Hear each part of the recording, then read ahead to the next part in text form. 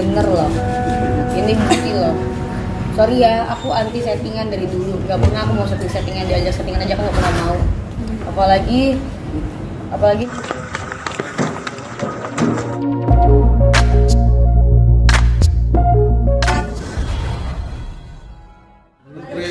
Bang di mana? Enggak apa-apa. Ya udah, kanan aja. ini lu baca. Kalau udah fotonya bilang kasih yang ngirim itu. Ayo udah mulai. Mulai ya. Yuk ya nih. Yuk, oke. Ayo buka dulu. Ya, potong. Apanya tuh ini? Langsung nanya aja. Langsung nanya aja.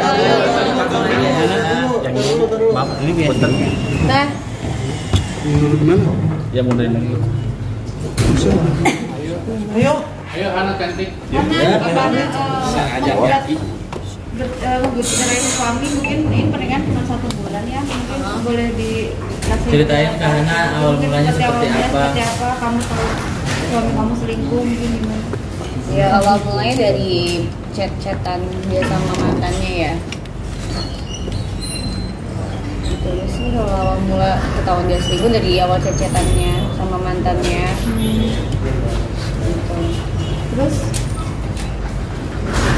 Terus kan ya gimana ya, semua orang juga gak ada lah yang pengen cerai ya, apalagi baru nikah 1 bulan ya. Aku juga pengennya ya seumur hidup lah gitu.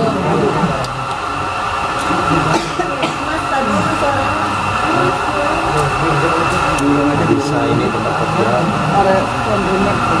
Bisa ini kerja lanjut aja. Oke, yuk lanjut. Ditahan dulu, Mas. Mobilnya miring ini.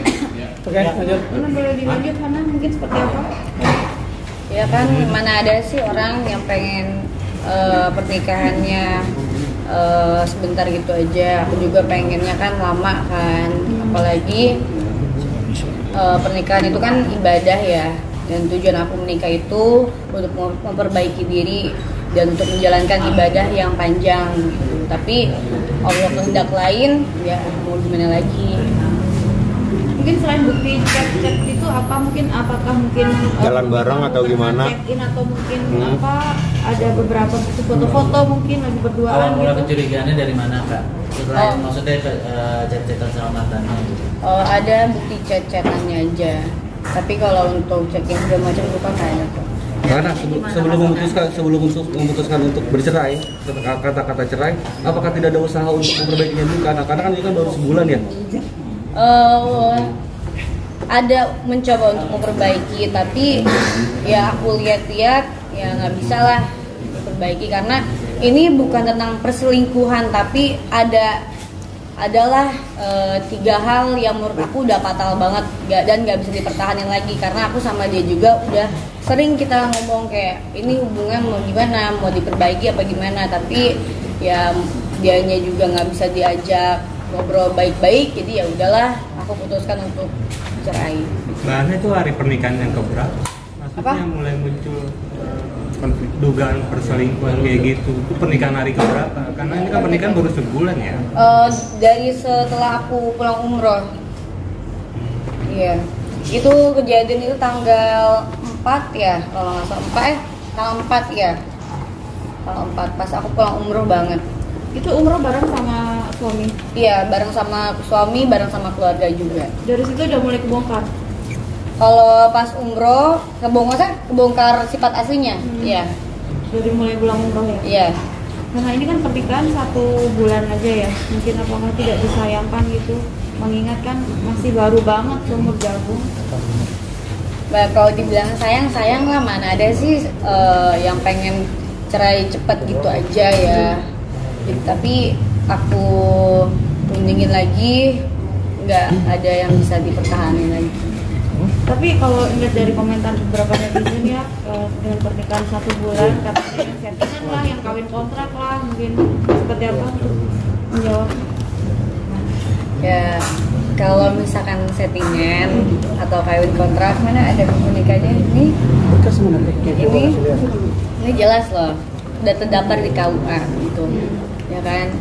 Mungkin orang-orang mengiranya settingan karena mungkin menjalankan hubungan sebulan aja kali ya, jadi mungkin dikira settingan. Jadi sebenarnya bukan tentang perselingkuhan aja, tapi ada ancaman juga, dan dia juga ada nggak taat sama mama. Jadi omonginnya sampai Bang Aca, aku sampai Oke. Mungkin seperti apa Bang? Ya, kalau ini saya lebih bercerita dari awal. Dari Hana ini menghubungi saya. Dari awal mula ini berawal dari mereka ini melakukan ibadah umroh ke Mekah. Berawal dari situ mulailah Hana dengan suaminya ini hubungannya tidak baik. Kenapa? Dan ini jadi alasan nanti salah satunya di perceraian. Sudah jadi. Artinya kalau tadi ini settingan, ini selentingan apa segala macam, di sini sudah jelas. Kita sudah jelaskan semua di sini, nanti berkas yang ke pengadilan, termasuk ada kuasa di sini, ada kuasa kita di sini. Nah, berawal dari umroh itu, saat umroh bersama-sama, ada mamahnya, ada Hana di situ, mamahnya ini sakit. Saat mamahnya ini sakit, suaminya ini tidak suka untuk maksudnya Hana merawat mamahnya ini, suaminya tidak suka. Itu asal mulanya. Sampailah mereka ini dari situ mulai cekcok, hubungan mulai tidak baik segala macam. Siapapun pengen merawat mamahnya. Saya yakin teman-teman yang ada di sini pengen sekali dapat ridho orang tua. Dan itu yang dilakukan Hana. Sehingga sepulangnya dari umroh, di bandara dia pergi, pulangnya tidak bareng. Artinya apa? Meninggalkan Hana dengan keluarganya. Itu kan sangat tidak baik, menunjukkan bahwa dia ini tidak suka untuk bersama-sama, menunjukkan adab yang jelek terhadap orang tua dan selaku pemimpin rumah tangga di sini. Dia kepala keluarga. Dia berangkat umroh itu, dia laki-laki, dia membawa keluarga, dia sebagai pilot di pesawat itu. Nah, koda di kapal keluarga itu yang harusnya tanggung jawab dia selaku keluarga, selaku kepala keluarga, pulang bareng segala macam. Itu. Terus alasan salah satunya juga adalah ada dugaan perselingkuhan yang buktinya nanti kita hanya bisa menyampaikan di pengadilan. Dugaan-dugaan ini bukan hanya sembarang dugaan, artinya ada bukti chat, terus pergok segala macam dengan bentuk yang menurut Hana itu sudah tidak layak sebagai orang yang punya istri. Gitu. Terus yang keempat, sepulangnya tadi bukan dia memperbaiki, malah suaminya Hana ini meminta kembali mahar pernikahan atau mas kawin pernikahannya beserta seserahan. Itu diminta kembali. Ini menurut kami ini sangat fatal. Kenapa? Undang-undang perkawinan pun bahwa mahar atau mas kawin itu kan wajib, tidak boleh diambil lagi. Secara adab pun itu sangat tidak bermoral dan tidak beradab. Mas kawin diminta kembali. Begitu juga hukum agama, haram hukumnya diminta kembali. Bahkan tidak boleh menikmati suami itu, mas kawin itu. Itu udah sepenuhnya hak istri. Itu agama yang mengatur, undang-undang yang mengatur segala macam. Namun itu pun Hana masih pengen memperbaiki. Saat ketemu saya pun menasehati. Karena wajib selaku pengacara. Ya, saat itu bukan saya menasehati, bukan hanya selaku pengacara, saya menasehati sebagai adik saya sendiri, udahan, perbaiki. Ini terlalu prematur untuk melakukan perceraian. Perbaikilah. Itu pun Hana nemuin, bahkan ketemu dengan orang tuanya. Namun apa yang terjadi? Itikat baik dari pihak sana pun tidak ada. Tetap menunjukkan seperti yang disampaikan Hana sebelumnya. Sehingga disitulah Hana tekad bulat untuk melakukan perceraian ini. Udah bang, kalau begitu saya udah nggak bisa, saya udah nggak kuat. Sehingga di tanggal 8 kemarin dia tanda tangan puasa dan kita proses perceraian ini berjalan. Gitu. Nasihat-nasihat itu sudah dilakukan untuk memperbaiki. Hana yang perbaiki. Tapi lihat di TikTok, di Instagram dia, di TikTok dia, di media-media, bukan menunjukkan dia itikat baik untuk memperbaiki hubungan keluarganya, tapi membenarkan dirinya sendiri, membela dirinya sendiri. Kan seharusnya, ayolah, kita tidak boleh lagi membahas kesalahan. Kita coba sekarang bahas bagaimana keluarga ini utuh, bagaimana perkawinan ini menjadi suatu ibadah yang panjang. Kan harusnya begitu. Selaku kepala keluarga, dia kan juga sudah muslim, harusnya menempatkan dianya ya sebagai seorang imam, pemimpin di dalam keluarga itu. Ar-rijalu qawwamuna 'alan nisa. Harusnya itu yang dia pertahankan, bukan malah di TikTok berkuar-kuar bahwa seolah-olah Hana yang salah, Hana yang pengen. Tidak, Hana pernah pengen memperbaiki ketemu orang tua. Alasan inilah sehingga berujung di pengadilan agama. Itu. Berarti sudah didaftarkan atau belum? Kita lagi proses. Karena daftarnya pun online. Kita daftarnya online. Proses pendaftaran online itu kita sudah jalanin itu. Daftar PPA mana? Pengadilan mana, Pak? Di Bogor. Oh, Bogor ya. Bogor. Kota. Kan ada dua kota. Cibinong. Di kota. Nah, mungkin bisa diceritakan mungkin awal mula dulu kenal dengan Randy ya, suaminya, terus akhirnya menikah dan akhirnya terjadi perkara rumah tangga seperti ini, seperti apa jalan ceritanya? Ya awalnya aku sama dia itu baru kenal 3 minggu lah. Masalah sih baru kenal 3 minggu diajak nikah, ya aku juga belum tahu sikap asli dia seperti apa. Pas sudah nikah baru tahu kejadian, baru tahu lah sikapnya seperti apa. Kenal di mana kalau boleh tahu? Dan profesinya si Randy ini pengusaha atau Pengusaha. Kenalnya itu dari sosial media dan dari teman juga. Waktu itu sampai akhirnya yakin mau dinikahi sama Randy apa sih? Karena kan baru berapa bulan doang. Berapa minggu ya? Karena mungkin salah di akunnya juga sih, terlalu gampang percaya sama orang. Ya, aku lihat dia baik, orang yang baik, begitu sopan awalnya. Tapi kenapa pas udah setelah nikah, kenapa berubah? Gitu. Randy, karena mungkin nama mantan pacarnya yang selingkuh dengan Randy namanya siapa kalau boleh tahu? Aku nggak bisa spill. tapi Hana mengenal mungkin? Apa? kenal. Hana kenal mungkin? Aku nggak kenal, tapi aku simpan semua bukti-buktinya. Nah, nanti mungkin kita itu bakal ada di pengadilan. Terus Hana yang mahal yang diminta itu apa aja oleh Randy minta balik? Semuanya. Apa aja Mas berubah aja kawin, tuh mahalnya, Kak? seserahan mas kawin gitu. Total Dan baju kayak awal. Jadi gini, dia minta barang-barang yang udah dia kasih diambil lagi. Lagian barang yang dia kasih juga apa sih? Gak ada juga gitu. Paling cuma baju doang udah. Jadi sama seserahan doang. total boleh tahu berapa Nomor yang dibawakan waktu itu. Ya waktu Apa? itu. berapa nominalnya mahal ketika dibawakan waktu itu Randy? Berapa ya, nggak besar juga sih. Ratusan. Puluhan juta, ratusan juta. Enggak, puluhan aja. nggak- Alasan dia mau minta balik barangnya apa? Katanya sih buat kenang-kenangan ya, tapi ya logika aja lah itu. Itu mungkin dia nggak ngerti lah pikiran dia kayak gimana ya. Tahu Dari maharnya dikasih apa waktu itu pas nikah sama Randy, Kak? Apa? Maharnya Cincin aja. Cincin. Perhiasannya. dari Randy ada permintaan maaf ke tante nggak? Karena kan sebagai ibunya Hana mungkin ada permintaan maaf atau mengembalikan anaknya ke keluarga gitu. Nggak ada. Sama sekali nggak ada. Permintaan maaf juga nggak ada.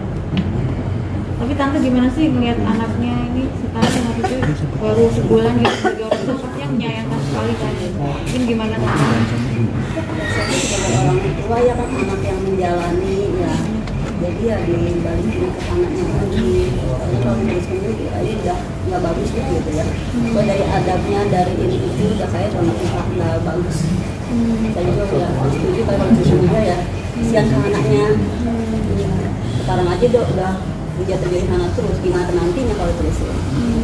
Mungkin sebelum lanjut gitu ya, udah kalau ini jadi sampai sini ya nggak apa-apa. Ibu mengetahui nggak waktu itu anak merawat ibu, istrinya itu, suaminya itu marah, ibu mau tahu itu? Iya. Marahnya seperti apa tuh? Dia nggak datang ke saya. Marahnya? Malah sih nggak cuma ngeliatin mimik muka aja gitu. Mukanya kayak apa? Kan nggak suka ke saya gitu. Ada ancaman sebelumnya kan? Biasanya kan kalau dia kan jalan, kalau umroh kan nggak sekali 2 kali, dia kan biasa sama saya. Kok umroh yang sekarang kok dia ada beda gitu, anak nggak pernah nyamperin saya dan anak kan sakit gitu kan, nggak ada. Saya kalau nanyain ke dianya kayaknya ya gitu aja jawabannya, ada di kamar. Ya karena kan aku kan apa-apa dilarang ya. Karena kan aku kan apa-apa kan nggak mau dong kasih tahu ke mama aku, apalagi masalah rumah tangga kan. Kalau kata di sana mah pamali ya kalau diomongin lagi ke orang tua. Dan aku juga tahu posisi mama aku sakit, jadi ya aku nggak perlu lah aku cerita lagi ke mama, biar aku aja berdua yang selesaiin. Ya. Tapi memang dibatasi dari awal menikah itu sudah dibatasi apa itu dari suaminya. Nggak ada omongan sih untuk batasan sikapnya aja. Karena tadi dibilang ada ancaman tuh, ancamannya berupa apa ya, bentuknya apa kamu pernah sempat mengalami KDRT sendiri selama pernikahan? Kalau KDRT nggak ada sih, tapi ancaman selalu ada aja ancaman yang kayak dia mau jelekin aku lah, apalah segala macam gitu. Ancaman yang nggak pantas suami ke istrinya. Apalagi kan statusnya kan masih jadi suami kan, statusnya sebagai laki-laki jadi kayak begitulah gitu. Kalau dia benar-benar laki-laki ya. Tapi bener lagi. Tante sama tante ada hormatnya gitu nggak sih? Atau selama 1 bulan itu malah kayak cuek gitu sama tante, kayak tidak menganggap orang tua? Cuek, banyak cueknya ke saya. Sejauh ini permasalahan ini sudah dibawa secara kekeluargaan? Udah, karena kan sebelumnya udah ngobrol-ngobrol dulu sama keluarga saya juga kan ngomongin gitu kan. Nggak taunya pas ketemu itu nggak ada solusi, malah makin itu yang minta mas kalau dibalikin pas di situ ya. Pas di situ saya mikir ya udah nggak bagus kalau kayak gitu. Baru segitu gitu ya, kayak kesana tuh banyak yang dikasih, banyak yang minta lagi. Sebenarnya kalau misalkan mau diminta ya saya juga ngerasa rugi juga sih ya, kalau mau ambil aja gitu. Tapi nggak bagus, tapi sakit hati aja gitu. Fatal banget. Iya. Soalnya nggak seharusnya. Iya. Dan gini ya, jangankan mas kawin, harusnya barang yang udah dikasih itu nggak boleh diminta lagi, apalagi itu istri. Dia kan laki-laki. Ini sebelah saya ini sering ngasih ke cewek-cewek nggak boleh diminta lagi. Ya maksudnya gimana ya, dia juga seharusnya tahu diri lah. Maksudnya dia juga samanya tinggal di rumah aku, apa pernah aku ungkit-ungkit, apa pernah aku ini kan enggak kan. Ini bagian mas kawin diminta kayak apaan sih itu, dan nominal juga nggak seberapa ya. Kalau misalkan mau diambil ambil aja, aku juga nggak ngerasa rugi. Tapi Tante sudah ada komunikasi dengan keluarga suami mungkin dengan... Sudah ada ketemu langsung juga. Terus dari pihak keluarga sana gimana mengiyakan untuk kalian bercerai? Nggak ada solusi juga. Jadi kan banyak, jadi gini ya, kan aku ini lagi ya, banyak banget yang ngomong kalau ini settingan, ini apa tuh biar aku naik lagi berita segala macam rupa itu ini tuh. Nih aku perjelas ya, ini bener loh, ini bukti loh. Sorry ya, aku anti settingan dari dulu. Gak pernah aku mau settingan, diajak settingan aja aku gak pernah mau. Apalagi nikah. Aduh nggak deh, settingan nikah gitu kan sama aja menjatuhkan harga diri aku kan sebagai wanita ya. Gitu. Tapi pas selama pernikahan itu nafkah terpenuhi tidak?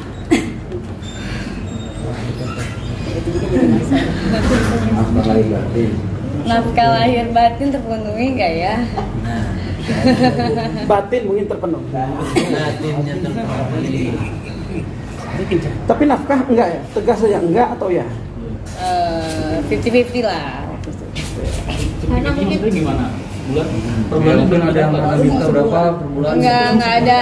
Jadi kita tuh nggak. Jadi gini loh, nggak ada omongan kamu segini ya, kamu segini, karena aku juga tidak mematokkan, ya udahlah gitu. Nggak ada aku segini nggak ada. Karena selain bercerai ini mungkin ada tuntutan apa lagi sih kamu, mungkin sudah ada harta gono gini di sini? Nggak ada harta ini. Nggak ada. Rumah ada, dibeliin rumah, mobil. Harta ada.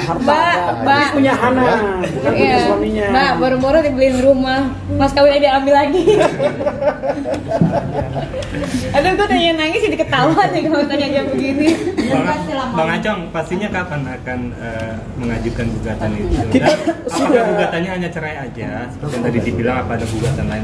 Iya, kalau gugatan murni cerai, karena kan biasanya gugatan itu 3 ya. Gugatan, perebutan anak, harta gono gini. Harta gono gini pasti sudah tidak ada.